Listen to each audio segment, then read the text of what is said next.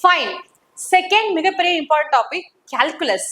இந்த கால்குலஸ்ல பாத்தீங்கன்னா சூப்பர் 5 பேர் இருப்பாங்க. என்னோட ஃபேவரட் டாபிக். ஒரு சீக்ரெட் சொல்ல போறேன். நீங்க கால்குலஸ் படிக்கிறப்போ இன்டகிரேஷன்ஸ் படிச்சு முடிச்சுட்டு அதுக்கப்புறம் நீங்க மற்ற டாபிக் படிச்சு வச்சுக்கவே எல்லாமே ரொம்ப ஈஸியா இருக்கும். ஷால் வி பாருங்க. இன்டகிரேஷன்ஸ்ல இன்டெஃபினைட் அண்ட் டெஃபினைட் இருப்பாங்க. இங்க ரொம்ப நீ மிஸ்டேக் பண்ண இடம் தெரியுமா? இன்டெஃபினைட்ல பை பார்ட்ஸ் உடைய இந்த ஃபார்முலா மிஸ்டேக் பண்ணுவீங்க. இந்த ஃபார்முலா கொஞ்சம் புரிஞ்சு நீ படிக்கணும். ஏன்னா இந்த ஃபார்முலால நீங்க டிஃபரன்சியேஷன் பண்ணுவீங்க, அட் அ டைம் இன்டகிரேஷன் பண்ணுவீங்க இல்லையா? சோ என்னுடைய அப்ரோச் பார்த்தனா first study the anti derivative which is nothing but integrations. Integration படிச்சு முடிச்சதுக்கு அப்புறமேட்டுக்கு டிஃபரன்சியபிலிட்டி போனீங்கன்னா ரொம்ப ஈஸியா இருக்கும். இந்த பை பார்ட்ஸ் உடைய ஃபார்முலாவை அண்டர்ஸ்டாண்ட் பண்ண ரொம்ப easy. Shall we? Integral f of x g of x is equal to f of x integral g of x dx minus f dash of x integral g of x dx the whole integral படிக்கணும். இதுக்கு என்ன ma'am tricky அப்படின்னு பாத்தீங்கன்னா, இந்த கொஸ்டினுக்கு answer conclude பண்றதுதான் கொஞ்சம் tricky. இது எப்படி அண்டர்ஸ்டாண்ட் பண்ணிக்கிறதுன்னு பாத்தீங்கன்னா, பை பார்ட் சம் அப்ரோச் பண்ணும்போது கொஸ்டின் சப்போஸ் உனக்கு காஸ் இன் டர்ம்ஸ் வந்துச்சு அப்படின்னா ஆன்சருமே இன் டர்ம்ஸ் ஆஃப் காஸ் கொண்டு வரணும். இது யாருமே சொல்ல மாட்டாங்க. Let me tell you. இந்த பை பார்ட்ஸ்ல பாத்தீங்க அப்படின்னா உங்களுக்கு கொஸ்டின் கேட்பாங்க. 2 ஃபங்க்ஷன்ஸ் இருப்பாங்க, f of x g of x. இதுல in terms of sine, in terms of cos, tan, log இந்த மாதிரி கொஸ்டின் வந்துச்சுன்னா ஆன்சருமே in terms of sine, in terms of cos, in terms of log வரணும். அப்படி நீ கன்க்ளூட் பண்றதுதான் பெஸ்ட் ஆன்சர்.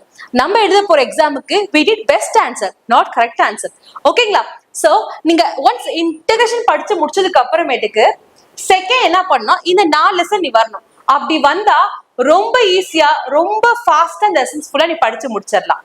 செகண்ட் இன்டகிரேஷன் முடிச்சதுக்கு அப்புறமேட்டுக்கு நான் எங்க மேம் போறது அப்படின்னா go for differential equation.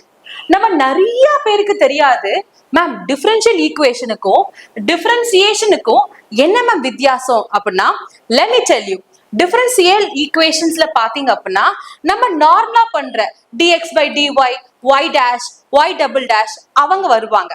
இந்த டிஃபரன்ஷியபிலிட்டியில பாத்தீங்கன்னா அண்ட் டிஃபரன்சியேஷன்ல படிச்சோம் இல்லைங்களா நம்ம chain rule, dx by dt, dt into dy அந்த ரூல்ஸ் வருவாங்க.